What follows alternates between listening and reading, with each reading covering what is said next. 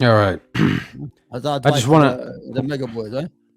Yeah. We got a ton more really big segments to go over, but I just want to play a few minutes of this. Yeah. What is that? This is really funny. It's a bad boy, just getting karmic justice. The story. What is it called? They got beat up. What is it called? Yeah, the boys. And they got. In New York City. This is New York, right? Yeah. Bad boys booted from New York drag event. Oh yeah, I saw that. They crashed. This is not gonna happen in New York. Get the fuck out of here. Yeah. Boys were ran out. I love this. Queen story hour that restores my faith in humanity. Attorney General Letitia James in New York, and they thought they were going to show up and cause problems, but they ended up leaving with their tail tucked between their legs. They were treated accordingly by counter protesters and were chased away. Now, before we get to the boys, a few important notes about the event itself. This all went down at the Center, which is an LGBTQ community center. The event was hosted by Drag Queen Story Hour, which happens to be an entire nonprofit organization. The event was packed with protesters who were both for and against the Story Hour. We've got more video, let's watch.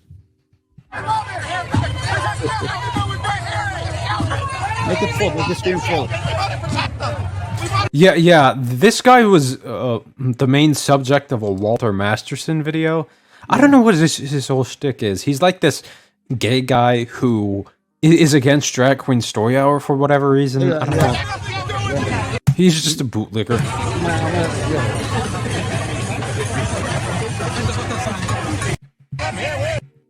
Now you can notice from the video that... You want to say something? Since you mentioned that. I swear to God, I was going to do a segment. Why do gay men or gay media individual attach themselves to right-wing movements? For example, Peter Thiel, one of the billionaire, he's married to another man, and he goes with the politicians who believe the old family values. You beat up the wife and keep her home. Dave Rubin, same shit. He attached himself to the Blades. That guy, the Vietnam guy who was chasing the Antifa guy, what is it, Wang Yang, whatever his name, he's always around in Colorado, whatever he is. What I'm saying, there's this attraction to power. I don't understand it. Why would you hang, like this old man, why would you hang around people who hate you? You understand? Even if they don't tell you, they hate you. They don't agree with your lifestyle. Don't lie to yourself. I don't understand that. I cannot get it in my head. A lot of them are like that. You understand? Yeah, this is what vaush said. When he was critiquing Blair White, he said, "Grifters like these who tokenize their own identities want to be last in line to the death camps." Yeah. So, yeah. Go ahead. The boy side of the protests were much smaller than the pro Drag Queen Story Hour side of the protests. Now, Letitia James said in a statement yesterday that the recent rise in anti-LGBTQ plus protests, rhetoric, and policies has left New Yorkers, myself included, devastated and disappointed. But I know better than anyone that when the choice is between love and hate, between joy and venom, New Yorkers will always choose love, and New Yorkers will always choose joy. We have more video in just a moment, so stick around for that. But Cenk, how good is it to hear Proud Boys cry about how they were? Yeah, I hear you on that, and obviously it's good that they got run out of town there, right? With this nonsense talk. But in a crazy role reversal here, I'm going to take the position you took earlier in the show. That guy, I watched the whole video, and the guy who had the cut on his face, he kept saying, "We just came to help people. We just came to help." Come on, Cenk. No. Hold on. I think that some of these right-wing nut jobs got convinced by right-wing media that they're actually doing weird things to kids in those things, because they say it all the time. Right-wing media is okay. What are they doing? What are they actually doing to children? Because go ahead. I'm going to let you talk, Free. I want you to include it in your conversation. I want to know what is Drag Queen Hour? I never heard of it. Well, what happens there? Okay, go ahead. So basically, what happens is just a drag queen. Typically always a guy, just gets in makeup, gets in costume, wig, makeup, and all, and then just reads a kid's story to some kids. Okay. What's the objective of that? What? Let's be honest with the conversation. That's it. So that's okay. Isn't that a parent's decision? Why are these people against it? If I'm the parents, I wanted to take my kids there. That's my problem. It's not like they're getting kids off the street, tricking them with candy. Come here, you want to see a drag queen? These people are stupid. This is a parental issue. If the parents decide to take their kids to see this show, whatever it is, That is their decision. That means, like for example, when I was a kid, I used to love rated R movies. I used to have to convince my brother, who's older than me, to get me in there because I couldn't get in there because I could only go to PG-13. And some of the good movies were the R, the action, the killing, the shooting. So that means my brother made that decision that we're gonna go to a movie theater. I might see some breasts or seen by accident, whatever it is, to let me see that movie. That was what a guardianship decision. Family person made that decision. I never heard of drag hour until now, and all this with the crazies on the right, they're making it a big deal. But the more I look at it, I don't know what it is. I've never been in it. I don't think it's harmful. But for them to yell, we're protecting the kids, they're grooming the kids. Okay, who's bringing the kids? Free. Who's bringing the kids? Go ahead. Yeah, it's really ironic that the whole school choice, parents should make decisions for their children's side is suddenly against parents making decisions for their children when that parent's politics are reflected in their decision. Who has more interest for the child? The parents or these on the right? The parents. Yeah. And I really want to know, because I'm going to get a conservative on one of these shows, the Third Rail or the Free Show. I gotta start up my own broadcast of the Free Show. I just had a big thing on Twitter with Andrew Wilson. Well, live. We gotta get at least one conservative on here live and explain to us what grooming is, because every time it's been explained to people. Okay. Yeah. Grooming is just. And don't believe it when they say, political indoctrination. Okay, well, would you consider it indoctrination when I say that is bad and it shouldn't have happened? Technically, that's political. Yeah. And that's, pushing a political narrative onto my child, but it's the right political narrative. Okay?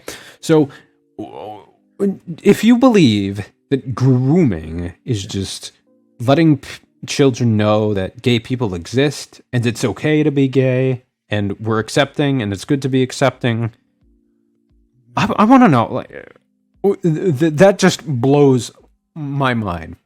How far are you off the Overton window to the point where you're willing to say stuff like that? We gotta get through this. Let me just put a couple words before we go. Is it okay? Yeah. Okay. The whole issue is the core idea of this what's it called? Drag queen hour, whatever it's called. Mm-hmm. It's a parent's decision at the end of the day. Yeah. Who are you, Michael Knowles or Ben Shapiro, anybody else to say that it's wrong? If the parents say it's right, the law has nothing against it. F off and get out the way. You understand? That's it. I mean, Christ, our country it's where our country's headed.